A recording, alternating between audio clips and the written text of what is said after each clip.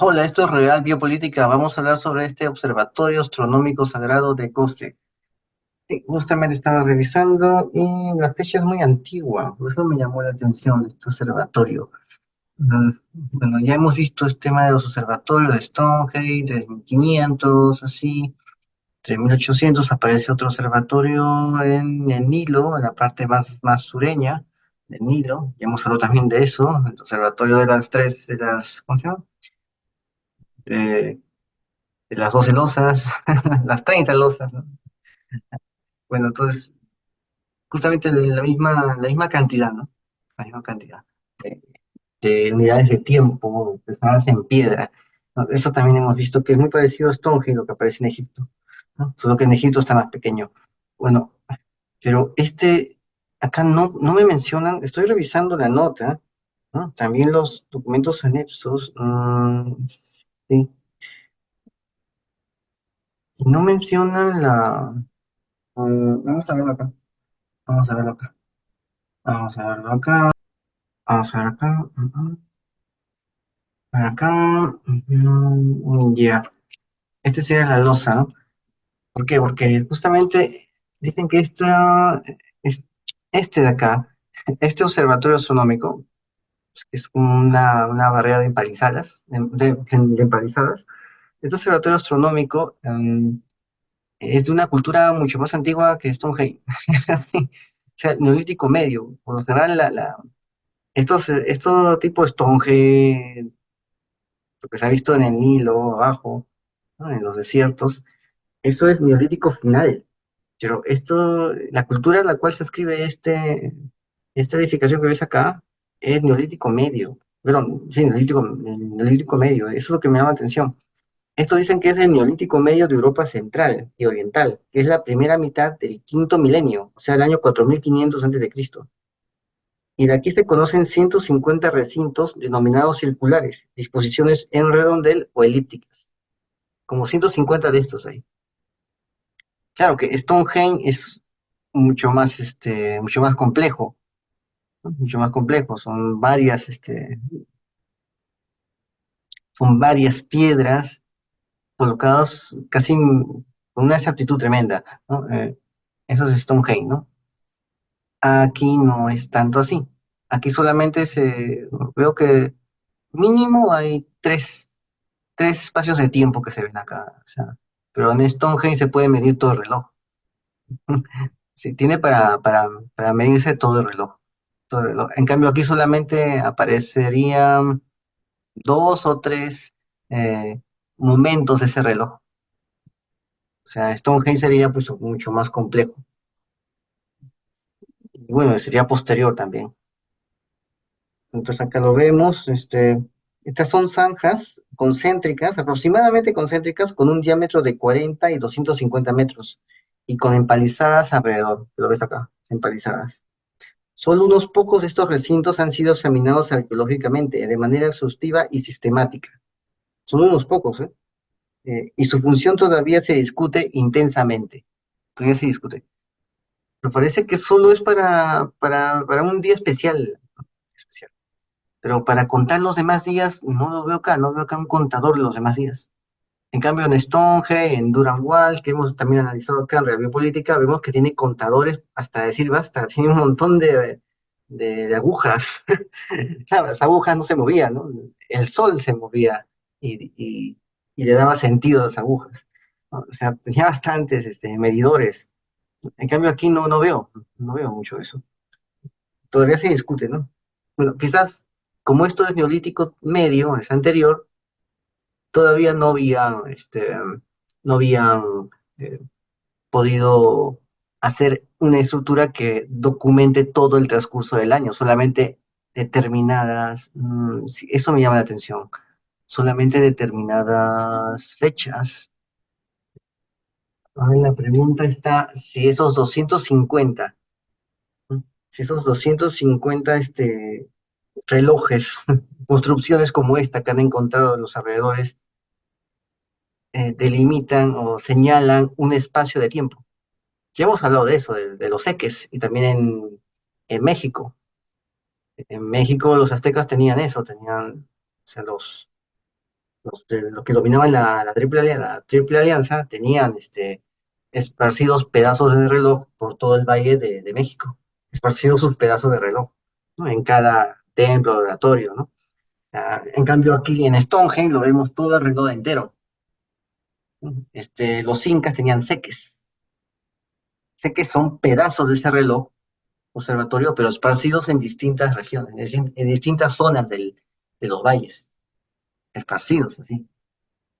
De tal manera que cada uno tenía que rendir cuentas por el tiempo cuando le tocaba su tiempo, ¿no? Entonces, así se medía el tiempo, pegando cada espacio de tiempo en cada seque, que es un templo oratorio que representa un pedazo de todo este reloj que estamos viendo acá. Igual. La pregunta es si esto pasa aquí, si también este es un pedazo de reloj para medir el tiempo, y los otros 250 son pedazos del otro reloj, son pedazos del mismo reloj. Eso también hemos hablado. Bueno, entonces, Eh, se han propuesto interpretaciones como lugares centrales de reunión, recintos ganaderos, ya, para estabular el ganado, ¿no? Son zonas para estabular el ganado.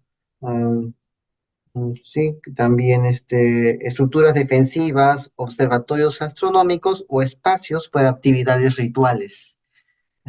No se sabe, es un misterio, no se sabe para qué es, no se sabe.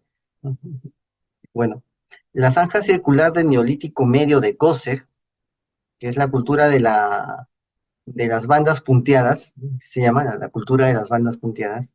Esa cultura es del 4900 al año 4550 antes de Cristo. Es antiguo, antiguo. Y ya estaban haciendo estos relojes. Pero todavía se discute si eran relojes o no.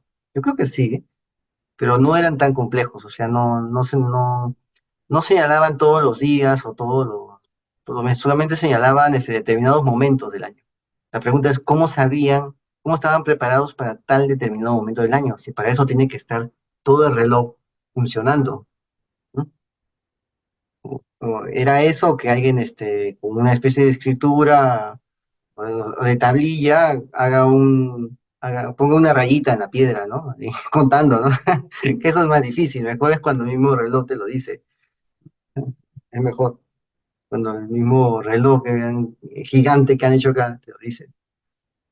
Por eso me llama la atención. Y los demás círculos, los 250 restantes hermanitos, también tienen la misma estructura, también señalan hacia el mismo día o no. Esa es la parte que no sabemos, no sabemos. Bueno, el recinto circular de Gosev está compuesto por un foso, posiblemente una muralla frente a él y dos coronas empalizadas concéntricas que delimitan el interior del conjunto. Tenía tres entradas, tres entradas. Entrada norte, ahí está, entrada norte, entrada sureste y entrada suroeste. ¿A qué te da referencia esto? ¿Qué entiendes con esto? Con las tres entradas. ¿Mm? Ahí está, el vértice de un cubo de Saturno. Ya hemos hablado de esto cuando hablamos de esa película, ¿no? Hablamos de la película, el año Omega, ¿no? El año Omega, sí, el depredador del año Omega. Hablamos de esa película acá, ¿no? Aquí, puedes ver la película. Bueno, aquí en Rebel Política hemos hecho un análisis de esa película. Bueno, entonces aquí puedes ver esas tres líneas que se conectan en el centro, se conectan en el centro, ¿no? Te recordará pues el escudo de un escarabajo, de una marca de auto, ¿no? El escudo de una marca de auto, que también es así, son tres líneas en un círculo.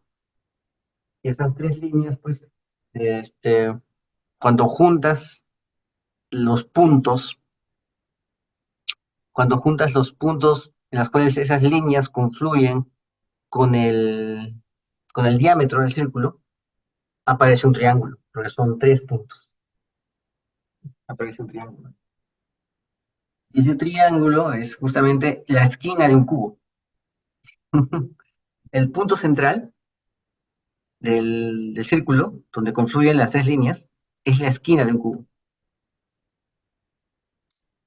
Ah, sí. Entonces, son tres líneas. Significa que, sí, es geométrico, ¿eh? Es geométrico. Ya más o menos ya entiendo a qué va este pequeño reloj solar, ¿no?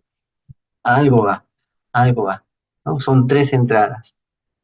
Es una especie de triángulo isósceles que se puede formar aquí. Y vamos a analizar esta parte de aquí. Vamos a ver. Se encontraron pozos tanto dentro como fuera de la construcción. La mayoría contenían huesos de animales y cerámica. Numerosos hallazgos apuntan a una función sagrada del edificio. Bueno, esta es la cerámica, la cultura de la cerámica de bandas, la cultura danubiana. Está. Esa cultura se desarrolla justamente en esa zona, ¿no? Ya hemos visto, ya hemos analizado esto, ¿no? Es el Danubio, ¿no? El Danubio termina en esta parte extrema de Alemania y ahí bajando está el río Rin, ¿no? En la zona del Jura, la Selva Negra. Ahí. Bueno, la cultura danubiana es un término historiográfico acuñado para denominar a la primera cultura neolítica de Europa Central y Oriental, la cultura de la cerámica de bandas, la cultura de la cerámica decorada a punzón, punteada o puntillada, ¿no? Es justamente de lo que estaba hablando acá, de la cerámica, la cultura de la cerámica de bandas punteadas y la cultura de Rosen. Esta es la cultura de la cerámica. Bueno, el comienzo de la primera de ellas, la cerámica de bandas, se data en torno al 5500 antes de Cristo. Parece haberse expandido en dirección oeste por el valle del río Danubio, para terminar interactuando con las culturas de la Europa atlántica, en la zona de la cuenca de París, o sea, donde estaban los vikingos, o los ancestros de los vikingos, ¿no? Aquí ves el mapa de las culturas europeas del Neolítico final, en torno al 3500 antes de Cristo, o sea, al final de todo esto, cuando terminan estas culturas de desarrollarse. La cultura danubiana está en amarillo. Ahí ves, el Neolítico final. Vamos a hablar de varias de estas culturas, ¿eh? Vamos a hablar. Creo que ya hemos hablado de algunas de ellas. De Cucuteni, ya hemos hablado de Cucuteni. De Vinca también, la cultura de Vinca también. Vamos a ver. Esta es la cultura de la cerámica punteada. Justamente a esta cultura pertenece. Es la que le sigue a la cerámica de bandas. Sí, sí, la que le sigue a la cerámica de bandas. Esta cultura, cerámica punteada. Bueno, en el área de la zanja circular, fragmentos de cráneos de ganado salieron a la luz con una frecuencia sorprendentemente alta. Se encontraron alrededor de 30 núcleos de cuernos de ganado bovino, o sea, una hecatombe, como le dicen, una hecatombe.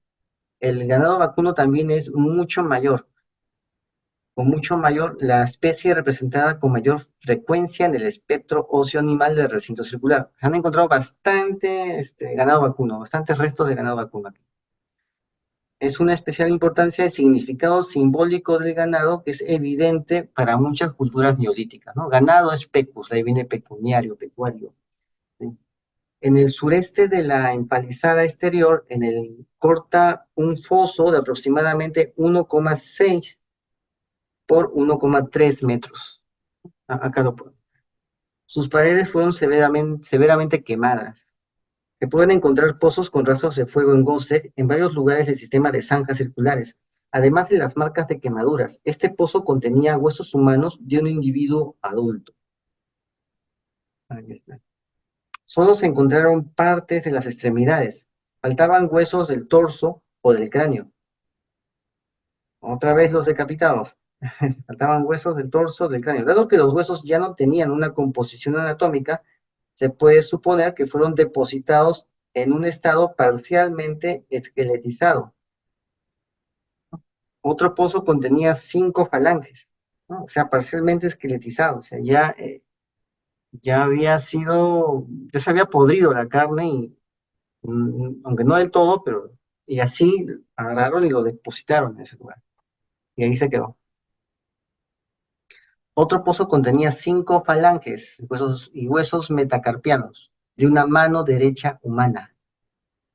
Los huesos fueron depositados en composición anatómica y pertenecían a un macho juvenil adulto. Sumamente extraño.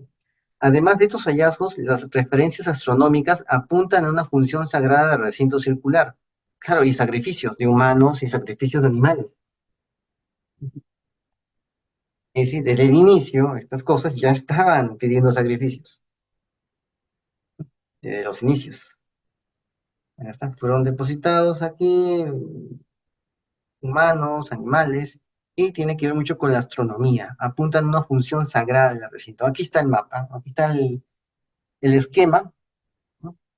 Está el esquema aquí de este recinto. Acá puedes ver las 3 entradas. Acá está, 3 entradas, acá, ¿no? Acá está una, dos y tres, ¿no? Aquí, 3 entradas. Realmente lo han colocado en una especie de una, dos, tres, cuatro, sí, sí, una especie, lo han partido en 4 sectores. Me pregunto si es la forma eh, que se basa en el diseño pre-original para poder crear esto o simplemente es para mejorar la investigación, ¿no? Lo han partido aquí en 4. Pero como vemos, son 3 las entradas que hay, solamente hay 3 entradas. ¿Sí? O sea, todavía falta encontrar más, parece. Bueno, desde una ubicación aproximadamente en el centro del edificio al amanecer y al atardecer de importantes eventos astronómicos podrían predecirse y observarse con precisión en unos pocos días estos eventos. Las líneas de visión más importantes pasan por las 2 alcantarillas en el sureste y el suroeste. Deben ser las que están no, abajo. Sí, las que están abajo. Estas 2 alcantarillas, esos tubos que están saliendo del diámetro de la edificación, ya, esos son las alcantarillas sureste y suroeste. Y la de arriba es la salida norte, la de arriba. Les dicen eso, ¿no? Eh, las líneas de visión más importantes pasan por las 2 alcantarillas en el sureste y el suroeste, las de abajo. Ahí están las líneas de visión. Solo aquí se reflejan las aberturas en la empalizada en la zanja circular. Corresponden a los puntos de salida y puesta del sol en el solsticio de invierno, 21 de diciembre. O sea, cuando llega el solsticio de invierno, esas dos salidas de abajo tienen un protagonismo. Otros pasajes en la empalizada apuntan al solsticio de verano, que es el 21 de junio. Debe ser uno de estos verdes que está acá, 21 de junio.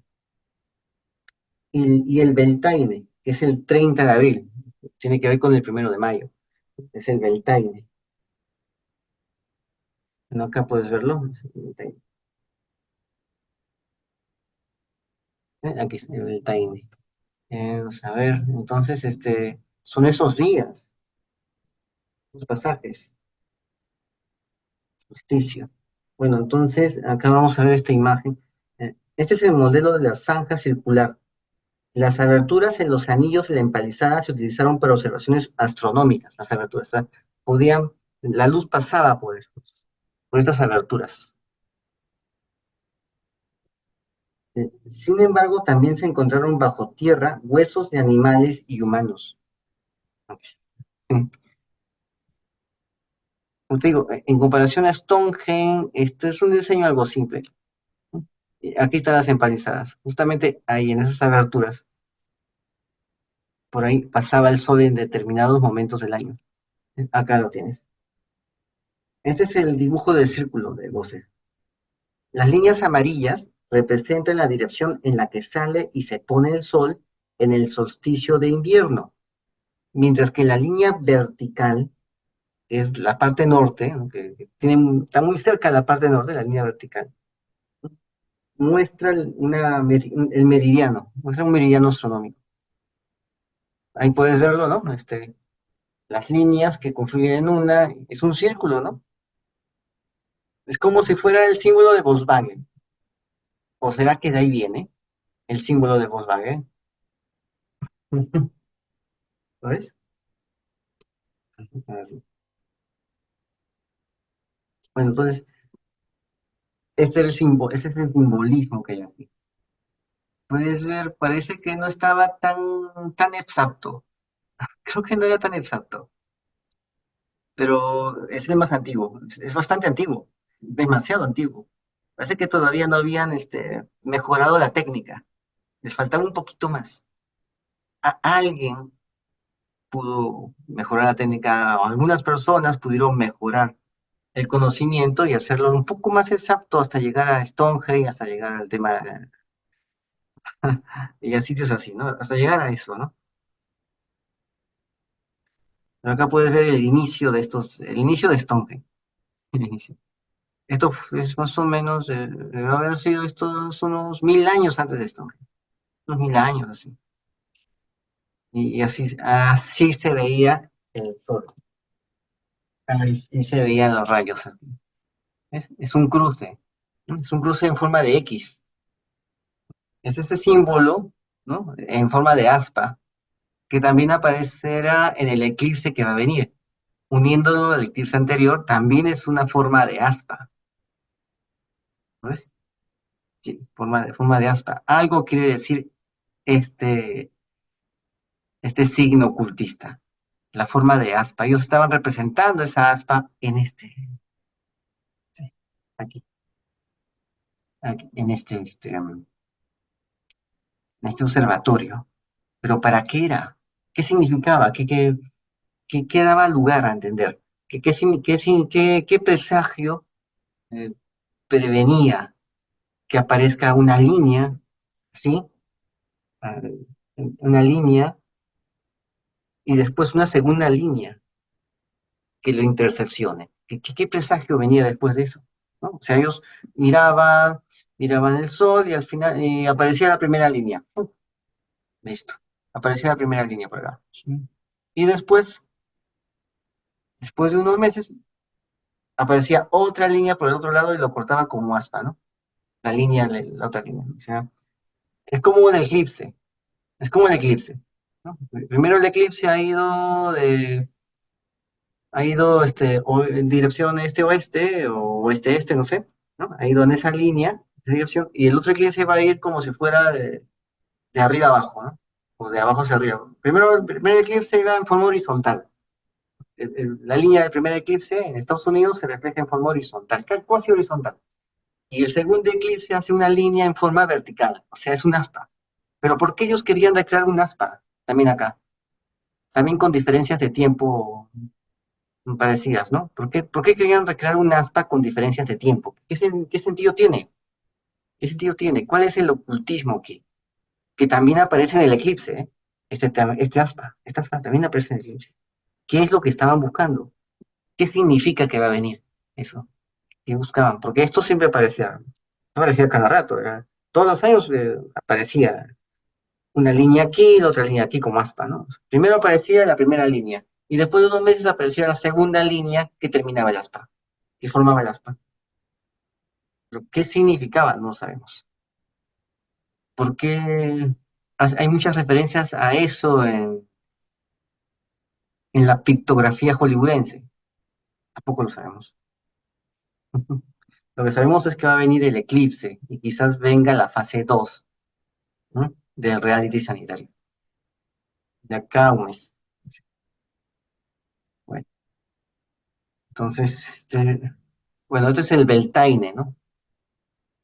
Es un día festivo del 1 de mayo. En la nota parece que es del 30 de abril. Bueno, aunque sea el 30 de abril. Febrero, marzo, abril, mayo, ¿no? Después de eso sigue. Pues, el 1 de mayo está bastante cerca, ¿no? Entonces, acá, esta festividad se celebraba en Irlanda, Escocia, Galicia, en la isla de Man, ¿no? En sitios de cultura celta. Había festividades similares el mismo día. Actualmente sobrevive con prácticas folclóricas en las zonas celtas. Es la noche del Beltán, Beltane, marcaba el comienzo de la temporada de verano pastoral, cuando las manadas de ganado se llevaban hacia los pastos, ¿no? Hacia las pasturas verdes y a las tierras de pasto de las montañas. El mes de Beltaine es el nombre del mes de mayo. Es el 1 de mayo, el Día del Trabajo, ¿no? 1 de mayo, que también es una fecha muy, muy apreciada por la élite, ¿no? Bueno, acá está. Una de las principales actividades de la festividad consistía en encender hogueras en las montañas y colinas con ritual y significado político. Sí. En gaélico se usa solo el día amarillo de Beltane para describir el primer día de mayo. El día amarillo. El día amarillo y se encienden hogueras en las zonas altas, ¿no? Sabes que en las zonas altas se adoraban a sus entidades. Bueno, justamente les estaba diciendo, este reloj que han encontrado, le estaba diciendo cuándo es el día de Beltane. El día para encender las fogatas en las zonas altas, en las colinas. Porque ellos adoraban, como decía la Biblia, adoraban a sus entidades en los lugares altos. Y acá puedes ver uno de esos dibujitos, ¿no? Que representa el Beltane. Acá están los tres, ¿no? Las tres entidades aquí. Por eso puedes ver varios logos de tres figuras iguales, que ya no son de estas entidades. Pueden ser rombos, seises, ¿no? Y así, y así. Tres figuras iguales en un círculo. Viene de ahí. Bueno, este es el azimut. Acá lo puedes ver. Es un ángulo formado entre la dirección de referencia, que es el norte, y una línea entre el observador y un punto de interés previsto en el mismo plano que la dirección de referencia. Es lo mismo que hemos visto acá. ¿Ves? Ahí está. El azimut es el norte. Y las dos referencias es el sureste y el suroeste, las inclinadas. Las diagonales son las referencias. El azimut es, es la vertical, que es el norte. Eso es azimut. Acá también lo puedes ver, ¿ves? Acá. Ese es esa es la línea, es el norte. La dirección de referencia es el norte. Acá está. Dirección de referencia norte y una es el ángulo y una línea entre el observador y un punto de interés previsto en el mismo plano que la dirección de referencia. Ahí está el azimut. El azimut es el que está acá abajo, es el ángulo más corto, es el ángulo más corto de estas dos diagonales. Ese ángulo se llama azimut. Es, a eso se refiere. Es un ángulo para orientación sobre una esfera virtual, ¿no? Real o virtual, ¿no? La esfera justamente es ese círculo de empalizadas. Bueno, entonces, a eso se refiere. Vamos a ver. Creo que ya esto es suficiente. Ya seguimos en el misterio, así que suscríbete, comenta y comparte, hazlo viral y no te olvides. La verdad está a la vista. Saludos.